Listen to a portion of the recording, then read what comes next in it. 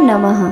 सभी भक्तों को सादर प्रणाम। सभी भक्तों को भाद्रपद मास के कृष्ण पक्ष की गणेश चतुर्थी की हार्दिक शुभकामनाएं।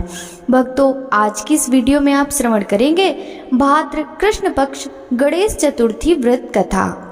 पार्वती जी ने गणेश जी से पूछा कि हे पुत्र, भादव कृष्ण चतुर्थी को संकट नाशक चतुर्थी कहा गया है, अतः उस दिन का व्रत किस प्रकार किया जाता है, मुझसे समझाकर कहिए। गणेश जी ने कहा, हे माता, भादव कृष्ण चतुर्थी सब संकटों की नाशक, विविध फलदायक एवं संपूर्ण सिद्धियों को देने वाली है।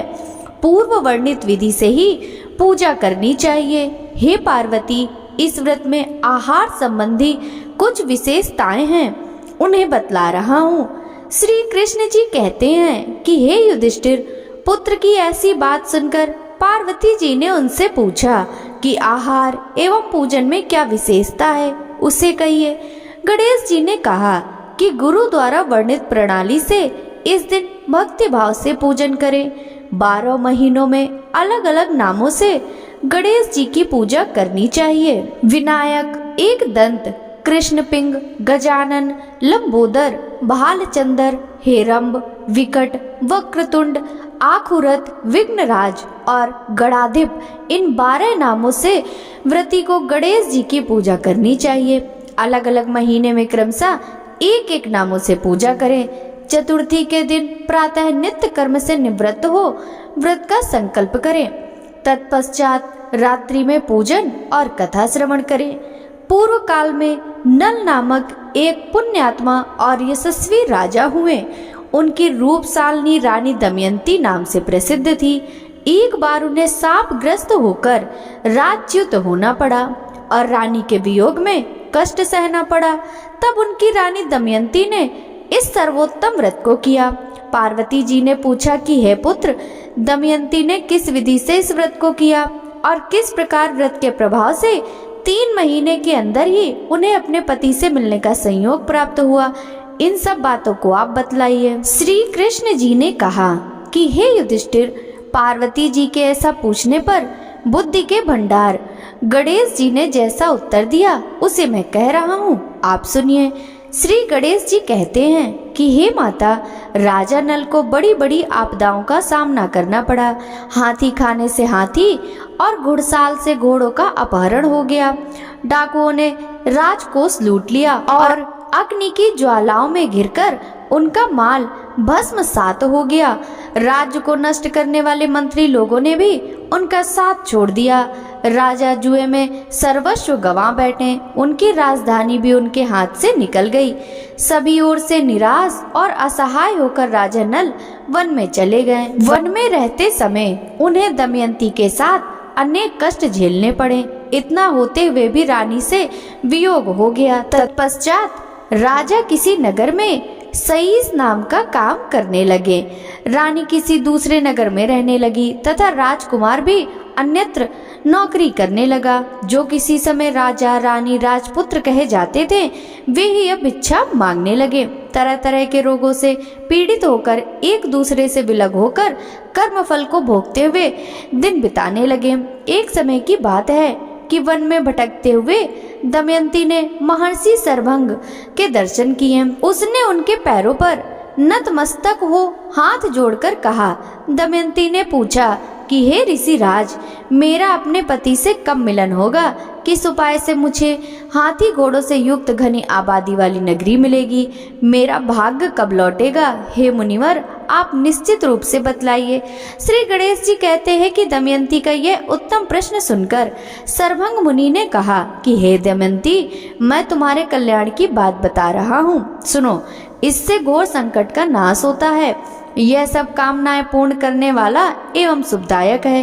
भादव मास की कृष्ण चतुर्थी संकट नाशन कही गई है। इस प्रकार नर नारियों को एक दंत गजानन की पूजा करनी चाहिए। विधि पूर्वक व्रत एवं पूजन करने से ही रानी तुम्हारी संपूर्ण इच्छाएं पूरी होंगी।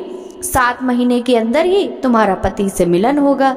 यह बात मैं निश्चय पूर्वक कहता हूँ। गणेश जी कहते हैं कि सर्वंग मुनि का ऐसा आदेश पाकर दमयंती ने भादव की संकट नाशनी चतुर्थी व्रत प्रारंभ किया और तभी से बराबर प्रतिमास गणेश जी का पूजन करने लगी। 7 ही महीने में हे राजन, इस उत्तम व्रत को करने से उसे पति, राज्य, पुत्र और पूर्वकालीन वैभव आदि की प्राप्ति हो गई। श्री कृष्ण जी कहते हैं कि हे प्रथापुत्र युधिष्ठिर, इस प्रकार इस व्रत को करने से आपको भी राज्य की प्राप्ति होगी और आपके सभी शत्रुओं का नाश होगा, यह निश्चय है। हे राजन, इस प्रकार मैंने सभी व्रतों में उत्तम व्रत का वर्णन किया। यह सब कष्टों का नाश करता हुआ आपके भाग्य की वृद्धि करेगा। प्रेम से बोलिए श्री गणेश जी भगवान की जय। भक्तों, अब सुनिए भादवा चौथ माता की व्रत कथा। पुराने समय की बात है। एक ब्राह्मण था जिसके घर एक बेटा और बहू थे। बेटा और पिता कुछ कमाते तो नहीं थे। जो बहू के साथ आया हुआ दहेज का धन था उसी से अपना काम चलाते थे। जब भी बहू बाहर कचरा डालने जाती थी तब उसके पास वाली पड़ोसन उससे पूछती थी कि बहू, आज खाने में क्या खाकर आई हो? तब वह बोलती थी कि मैं तो बासी और ठंडी रोटी खाकर आई हूँ। एक दिन साहूकार के बेटे ने यह बात सुन ली। वह वहां से चला गया और अपनी माँ के पास जाकर बोला कि माँ, तू तो अपनी बहू को रोज गर्म खाना खिलाती है और वह फिर भी बाहर जाकर यह बोलती है कि मैं तो बासी रोटी खाकर आई हूँ। तब माँ ने कहा कि बेटा, मैं तो चारों थालियों में बराबर गर्म खाना परोसती हूँ। यदि तुम्हें यकीन नहीं है तो तुम खुद ही देख लेना। वह अगले दिन तबीयत खराब होने का बहाना बनाकर कंबल ओढ़कर लेट गया। तब उसको यह देखकर आश्चर्य हुआ कि बहू ने तो गरम गरम खीर और खांड का भोजन किया है। और जब बहू बाहर गई तो वह उसके पीछे पीछे जाने लगा। तब पड़ोसन के पूछने पर बहू ने वही बात दोहराई कि मैं तो बासी रोटी खाकर आई हूँ। उसका पति उससे पूछने लगा कि तू अभी अभी तो गर्मा गर्म खाना खाकर आई है और पड़ोसन से कह रही है कि मैं बासी रोटी और ठंडी रोटी खाकर आई हूँ। तू झूठ क्यों बोल रही है? तब उसकी विद्वान पत्नी ने कहा कि यह ना तो तुम्हारे कमाए हुए पैसों की रोटी है और ना ही तुम्हारे पिताजी के कमाए हुए पैसों की रोटी है। यदि हम इसी तरह बैठे बैठे धन को खर्च करते रहे तो यह एक दिन कुएं की पानी की तरह समाप्त हो जाएगा। इसके बाद उसका पति कमाने के लिए विदेश चला गया। पीछे से उसकी पत्नी 12 महीने का चौथ व्रत करती थी। उसको विदेश में रहते हुए 12 वर्ष व्यतीत हो गए।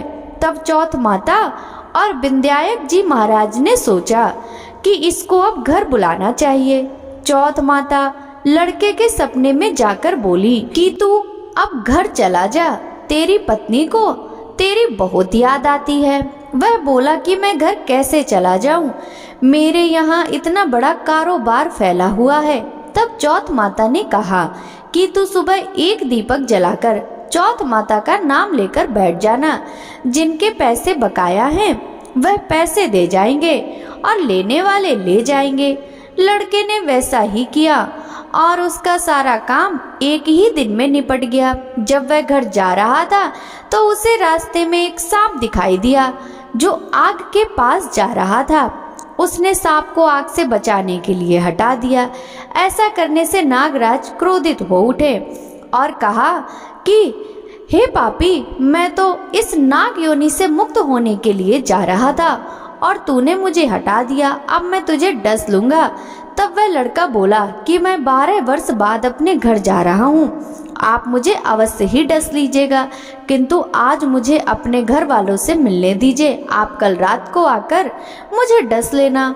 नाग ने उसकी शर्त मान ली और वह वहां से चला गया।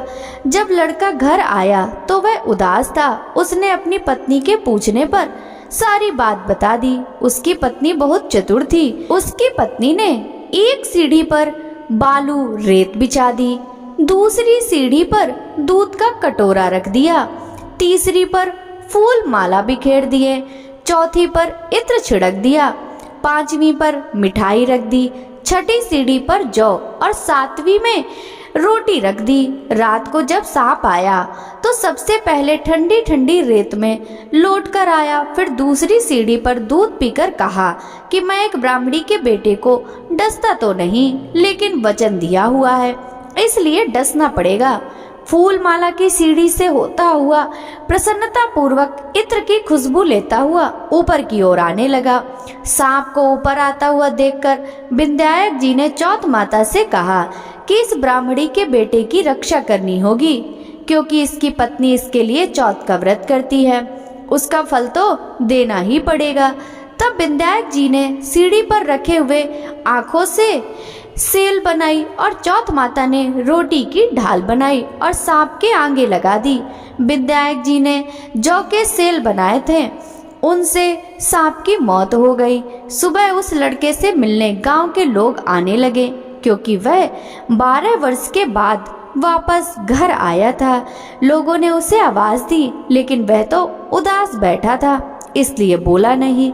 जब उन्होंने देखा कि सीढ़ियों पर तो खून पड़ा हुआ है, तो वे चिल्लाने रोने चीखने लगे कि ब्राह्मण, आज तो तेरा बेटा मर गया।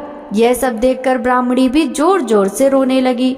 आवाज सुनकर उसका बेटा नीचे आया और कहा कि माँ, मैं मरा नहीं हूँ, यह तो मुझे डसने आया सांप मरा है। यह सब देखकर उसकी पत्नी भी प्रसन्न हो गई कि मेरे पति के प्राण बच गए। उसने चौथ माता को धन्यवाद दिया और कहा कि यह तो चौथ माता ने मेरे व्रत करने का फल दिया है। चौथ माता, जैसा फल ब्राह्मणी के बेटे को दिया वैसा सभी को देना। कहानी करने वालों को, कहानी सुनने वालों को, हुंकार देने वालों को और पूरे परिवार को देना। गणेश जी महाराज की जय। चौथ माता की जय। कथा पसंद आई हो तो वीडियो को लाइक कीजिएगा। राधे राधे।